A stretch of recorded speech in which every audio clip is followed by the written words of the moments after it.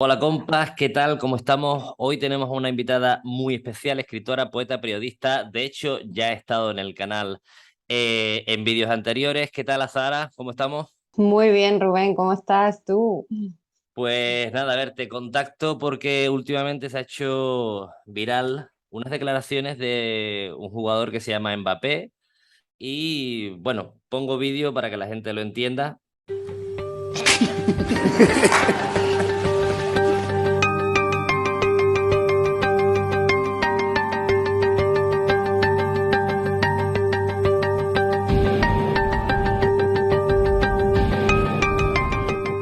Une question, j'allais dire extra sportive, mais qui est sportive, puisque Alain Krakowicz, responsable des TGV, a tweeté après une vidéo de Marco Verratti faisant Paris-Nantes et Nantes-Paris en jet privé. Paris-Nantes est en moins de 2 heures en TGV Inuit PSG Inside. Je renouvelle notre proposition d'offre TGV adaptée à vos besoins spécifiques pour nos intérêts communs, sécurité, rapidité, service et écomobilité. Est-ce que c'est une question que vous vous posez et est-ce que en avez parlé à vos joueurs?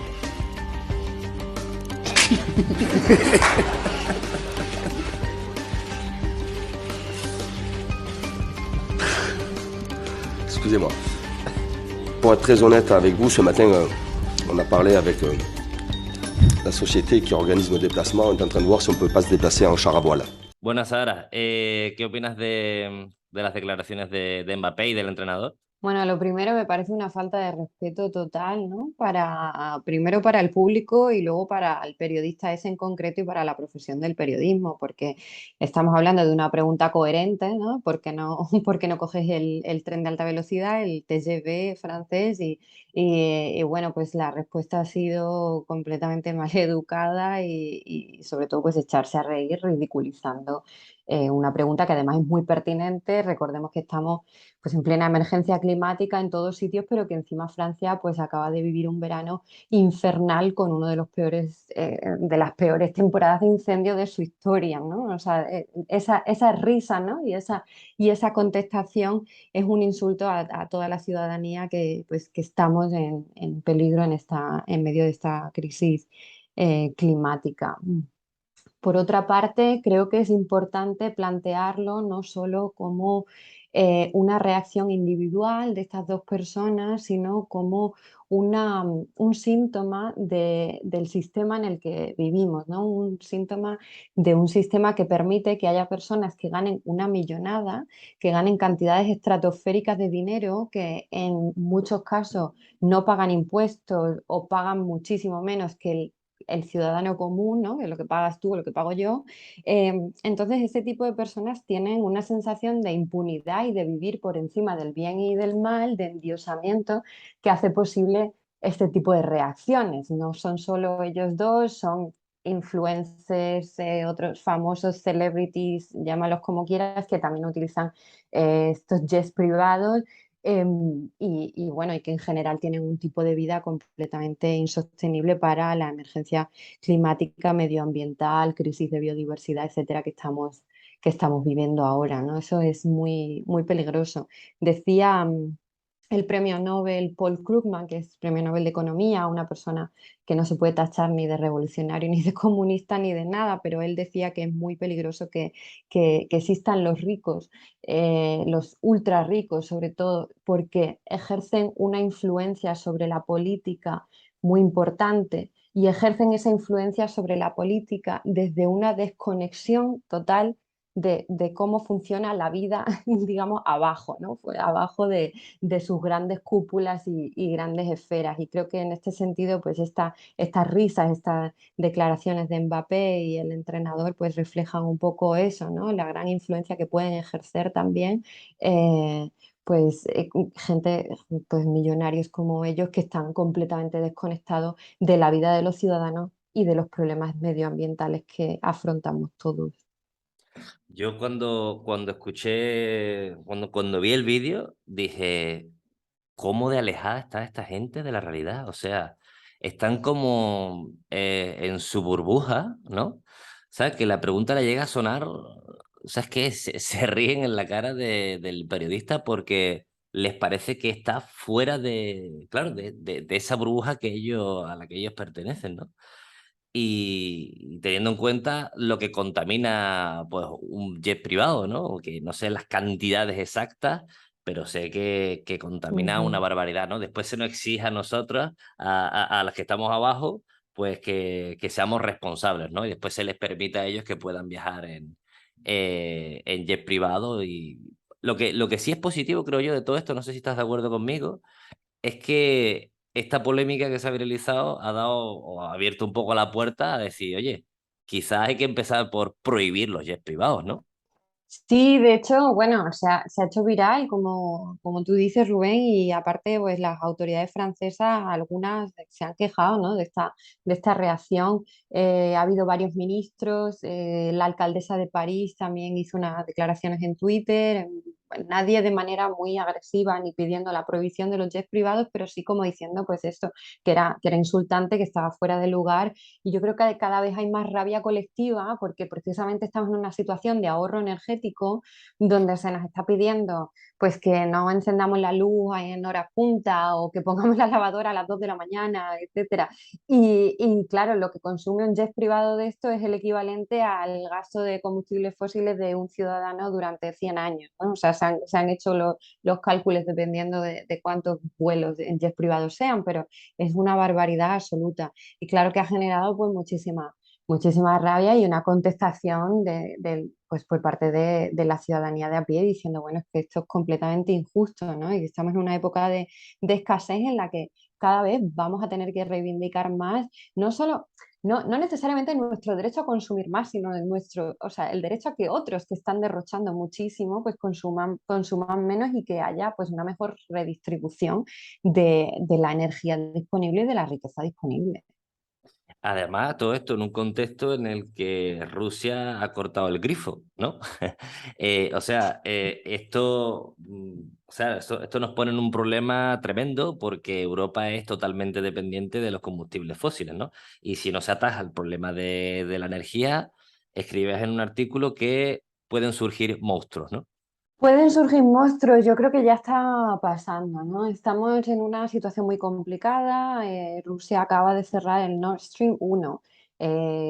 Viene gas poco por otros gasoductos, pero el Nord Stream 1, que ha sido como digamos la arteria principal del gas, que ya estaba funcionando al 20% de su capacidad, recordémoslo, pero bueno, aún así han dicho que ya no va a haber más gas, ¿no? Y de hecho, bueno, también ha amenazado ahora con cortar el suministro de gas y de petróleo. Entonces, Europa está en una situación muy vulnerable que ya se veía venir, que recuerdo un informe de la Comisión Europea para la Seguridad Energética, que lo cito en ese artículo de 2014, donde decía que había que diversificar proveedores, que no se podía depender tanto de Rusia, porque en 2014 recordemos la crisis del Euromaidán y la anexión de Crimea, etcétera, o sea, la zona ya era muy inestable.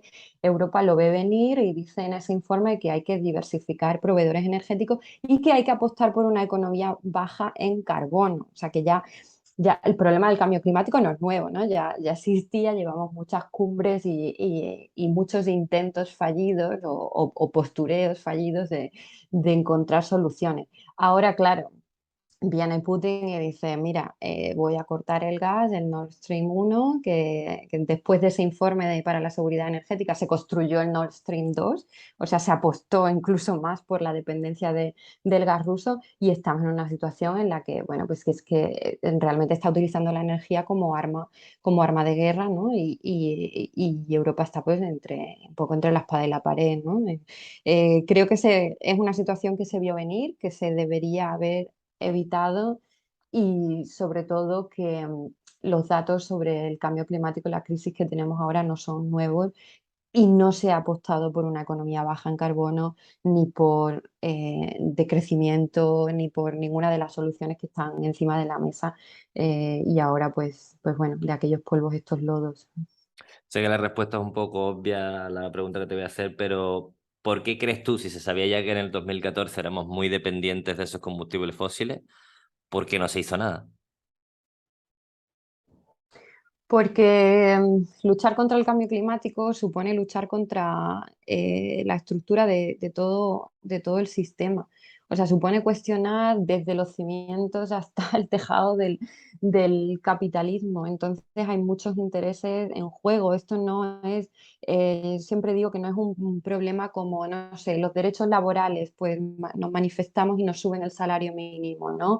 O las pensiones, o nos manifestamos y se aprueba una ley a favor del aborto. O sea, esto es muchísimo más complicado porque tiene tantísimas variantes, ¿no? Tantísimos matices que afecta al tuétano del sistema. La economía alemana, pues sobre todo es que es el motor de la Unión Europea, le venía muy bien ese gas ruso, que era muchísimo más barato que otro tipo de combustibles fósiles, entonces pues dijeron, mientras que podamos seguir utilizando este gas y es favorable, ¿no? Para la economía europea y de alguna manera pues fortalece la moneda también, que es algo que le viene bien a otros socios. Entonces, bueno, pues existían esos riesgos ahí, pero creo que pues los que se encargaron de redactar este informe y en general los dirigentes de la Unión Europea pues dijeron que o pensaron que los riesgos no eran tantos como las posibles ventajas. También hay una serie de lobbies de los combustibles fósiles que han estado ahí, ¿no? Pues influyendo la política europea y la política mundial en general, ¿no? El otro día salió un artículo en The Guardian que decía que habían ganado $1 billón al año desde 1970 la industria de los combustibles fósiles, el gas y el petróleo. Las dos, o sea, es una barbaridad de dinero y buena parte de ese dinero son subvenciones públicas. Imagínate también, ¿no? Los intereses que hay ahí pues, para no actuar sobre el cambio climático. Y luego hay una cuestión también de desigualdad global que es que injustamente, muy injustamente, las consecuencias más catastróficas del cambio climático van a afectar más al llamado tercer mundo, ¿no? Entonces, a países que no son países europeos y que no es Estados Unidos, que no es Gran Bretaña. Claro, no hacer nada en contra de los efectos del cambio climático o hacer muy poco eh, también supone pues como una dejadez respecto a la justicia climática que le corresponde a otros países, a los países del tercer mundo, pero también supone decir, bueno, como a nosotros no nos va a afectar tanto y tenemos recursos para afrontar posibles consecuencias, pues los demás un poco que les den, ¿no? Que de hecho incluso el objetivo del 1,5 grados de calentamiento se ha criticado muchísimo Ujú.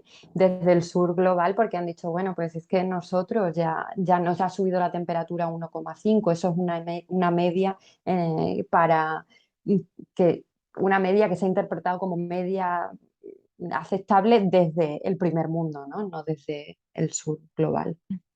Te hago una pregunta un poco atrevida, pero en plan, ¿crees que el capitalismo saldrá de esta?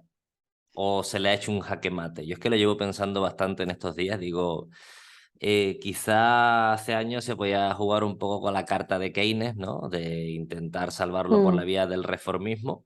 Pero claro, esa carta llevaba implícito la posibilidad de seguir extrayendo combustibles fósiles. Eso se ya. termina, entonces, ¿ahora qué carta van a usar, sabes?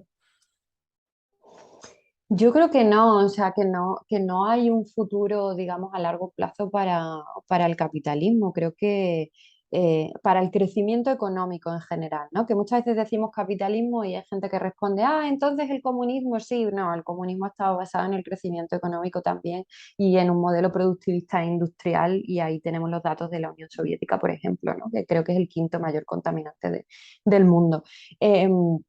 Eso se va a acabar de una manera o de otra, ¿no? Y lo dice, ayer estaba leyendo un libro de Tim Jackson, que es un profesor investigador británico, se llama Post-Growth, y vida después del capitalismo, ¿no? Y uno de los capítulos se dedica precisamente a analizar eso, ¿no? A todos los filósofos y todos los expertos que están diciendo que el capitalismo tiene unos días contados, porque Primero, el modelo neoliberal ha fallado completamente, ya no estamos en un modelo keynesiano, sino estamos en un modelo de neoliberalismo salvaje, donde ha aumentado cada vez más la desigualdad. Tenemos una brecha entre pobres y ricos inaudita que no existía antes en la historia de la humanidad, al menos no del siglo XX, o sea, quizás en el siglo XIX sí. Tenemos pues gente como Thomas Piketty hablando de esa desigualdad, eh, muchísimas protestas sociales, y luego tenemos un cambio climático que está cuestionando también el modelo económico, porque por ejemplo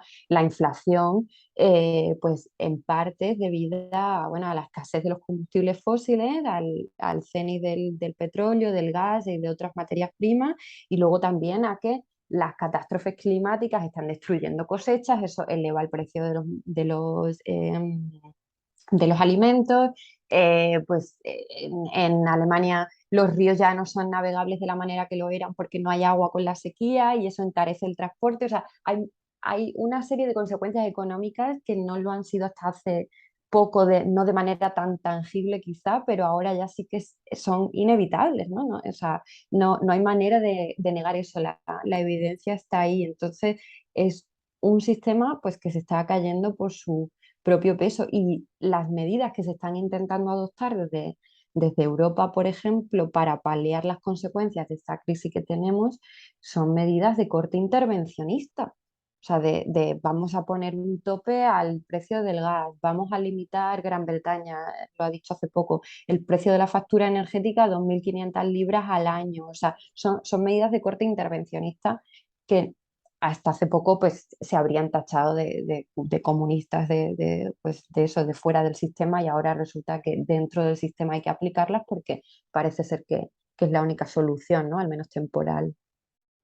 A mí cuando me pongo a pensar en estas cosas, en plan crisis energética, crisis climática, eh, gente experta como tú lo confirma, en plan este sistema socioeconómico, el crecimiento continuo, tiene los días contados por razones obvias.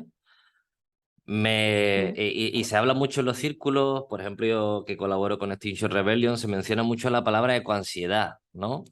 El hecho de, pues bueno, que ese futuro próximo está ahí, la gente no es, o por lo menos muchísima gente de mi entorno, por ejemplo, veo que no está al tanto de estos problemas, y el hecho de que no se esté actuando te genera eso, esa ecoansiedad. Escribías tú un hilo de Twitter que decías que a veces es complicado confrontarte con gente de más edad, ¿no? Para tratar este tipo de temas, y que a mí me pasa que me responden con, bueno, ya se solucionará, no seas tan catastrofista, no seas tan, Mm. ¿sabes? Joder, no vas a ser el fin del mundo, ¿sabes? Te responden como si fueses un exagerado, ¿te pasa? Sí, me pasa mucho, pues sobre todo con la gente mayor, ¿no? Pero porque creo que han vivido en otra época, creo que han vivido en un paradigma donde el crecimiento económico era lo predominante.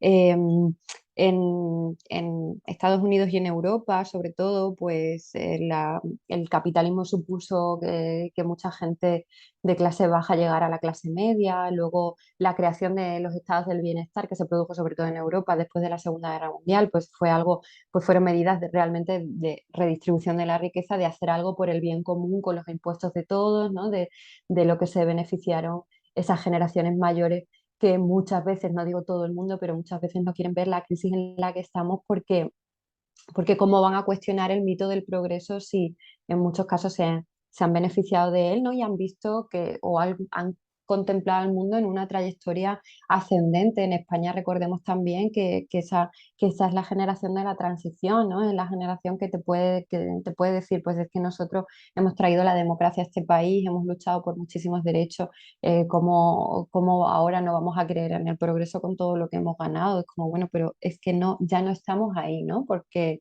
por lo que decíamos antes, porque el capitalismo de los años 60 no es el de ahora, no es el neoliberalismo salvaje de ahora y la desigualdad, el daño medioambiental tampoco, ¿no? La capacidad de carga de la tierra ya, o sea, la hemos superado completamente. El número de población tampoco, que eso es algo a veces se critica mucho, ¿no? Porque no se quiere o no se quiere hablar de superpoblación, porque es verdad que dependiendo de qué población estemos hablando, pues hay gente que no tiene una huella medioambiental pues tan grave, ¿no? Sobre todo en África, por ejemplo, la huella medioambiental media de un africano es prácticamente insignificante, pero es verdad que hay más población pues, que en los años 60, ¿no? Entonces que hay que, que no, si cortas el pastel ya no cabemos a tanto, ¿no?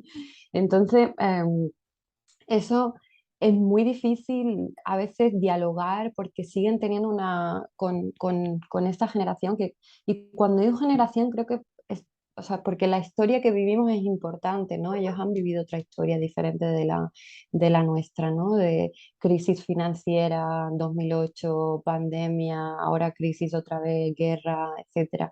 Eh, Poco a poco yo creo que o sea, llegará el momento en que podamos, o sea, que ya se está produciendo, ¿no? Establecer un diálogo y que mucha gente se está dando cuenta de que ese progreso pues ya no existe, ¿no? Ahora tenemos que imaginar otra cosa. El problema es que no se ha imaginado antes, ¿no? Porque la crisis climática que tenemos encima es completamente nueva. No, no hay historia conocida de lo que está ocurriendo ahora, de este nivel de destrucción, además tan sumamente acelerado y provocado pues, por la especie humana. Quizá tampoco ayude el hecho de que en los medios de comunicación salgan personas como Esperanza Aguirre, ¿no? Diciendo aquello de que, bueno, que suba un gradito más la temperatura en la Tierra tampoco va a pasar tanto, ¿no? Coño, al final es un grado, tampoco no seamos lo mismo, no seamos catastrofistas, ¿no? También eso es que los medios de comunicación, creo yo, son al final los que controlan la opinión pública, ¿no? Si no se habla de cambio climático, no se habla de crecimiento, no se habla de crisis de los combustibles fósiles, no se habla nada de eso, sino todo lo contrario, se habla día sí día también de la ocupación. Claro, estás creando una opinión colectiva que es reaccionaria, ¿no? Sí, eso yo lo noto mucho, Rubén, porque después de vivir casi 13 años, más de 12 años y medio en Estados Unidos, pues ahora me di cuenta de como que de la opinión pública y la opinión pública y las conversaciones de a pie de calle, los medios de comunicación, etcétera, se ha derechizado mucho, que es algo que me llama la atención porque durante esos años, bueno, he venido de vacaciones y tal, pero no he estado pendiente de los medios pues a diario y los cambios los veo de manera más evidente por esa distancia, ¿no? Temporal. Y es verdad que no, hay muchas cosas que no se están contando, hay cosas que se están contando a medias, ¿no? Por ejemplo, la crisis energética provocada por Putin. Bueno, desde luego, Putin ha acelerado, digamos, los problemas que podríamos haber tenido en unos años, pero esos problemas estaban ahí, ¿no? El agotamiento de los combustibles fósiles o la crisis o las materias primas, pues estaba, eso ya se ha estudiado muchísimo. Un grado más, un grado menos. Claro, es que yo no sé por qué a cierta gente la ponen a debatir cuestiones científicas para las que, no te digo que todos tengamos que ser científicos para hablar de ellas, ¿no? Yo no soy científica, pero tienes que tener un mínimo de información y de rigor a la hora de enfrentarte a estos temas. O sea, un grado puede suponerte, un grado de fiebre puede suponerte la muerte, un grado más o un grado menos, ¿no? Dependiendo. Un golpe de calor, pues si tu temperatura alcanza cierto grado, te mueres y si no la alcanza, no. Entonces, o sea, es una locura hablar en estos términos. Ahora mismo llevamos 1,2 grados de aumento de temperatura eh, sobre la era preindustrial y estamos viendo realmente consecuencias catastróficas. O sea, el verano que hemos vivido en Europa con 42 días de olas de calor es inaudito. Ahora mismo tienen 47 grados en California, en Estados Unidos en septiembre también. Tienen una temporada de incendios que ha aumentado varias semanas en los últimos 30 años. El verano también ha aumentado, creo que en 5 semanas aquí en España. No sé, la sequía, es que por donde quiera que hablemos, ¿no? O sea, que hay tantas bifurcaciones de la misma crisis, no es como para tomárselo a broma ni como para estar desinformados, no nos podemos permitir estar desinformados. Como lo de Pakistán, ¿no? Que está un tercio de su territorio bajo agua. Es que, en fin, creo que hace falta, pues eso, resistencia informativa, por lo menos contrainformar, porque con todo lo que está pasando, yo creo que los últimos 25 vídeos que he hecho, los últimos 30 vídeos, es hablando de los audios de Ferrera, de cómo quitaron a Cintora de en medio, de quién pone a qué tertuliano a hablar de cierta cosa, de cómo invitan a youtubers reaccionarios a dar ciertas informaciones o a opinar directamente. O sea, te ponen a un misógino a hablar de la ley solo sí es sí, ¿no? Dices tú, pero bueno, bueno, te explota la cabeza, ¿no? Entonces, bueno, Sara, yo en el vídeo anterior ya dije que es oficial, que vamos a hacer el directo a las 4 menos cuarto de Todo es muy burdo, pero vamos con ello. Así que también informarles de que tú serás una de... Dije que era un equipazo y no mentía. De hecho, a Sara me ha dicho que sí, que también vendrá todo... es muy burdo, pero vamos con ello. Por eso, porque necesitamos voces como la de ella que contrainformen, pues esto, todo el tema de, por lo menos informar un poquito mejor que Esperanza Aguirre. Yo creo que lo vamos a hacer algo mejor. Bueno, yo creo que sí, que un poquito, un poquito mejor, por lo menos intentaremos pues documentarnos, informar con rigor, ¿no? Todo el mundo cometemos errores periodísticos, pero una cosa creo que es un error puntual y otra cosa es deliberadamente pues difundir mentiras, ¿no? Y confundir a la población, que precisamente lo que más necesita, lo que más necesitamos ahora son fuentes rigurosas, ¿no? O sea, todo el mundo. O sea, que, porque estamos en una situación de emergencia donde no puede morir la verdad, ¿no? Como se dice sobre las guerras, ¿no? La verdad es lo primero que muere, pues no podemos consentir eso. Tenemos que evitarlo. Bueno, Sara, lo dicho, nos vemos prontito. Gracias por venir y eso, en cualquier directo prontito, en Todo es muy burdo, pero vamos con ello. Tendremos a Sara. Un saludo. Muy bien, Rubén. Muchas gracias por invitarme. Un beso. Hasta pronto.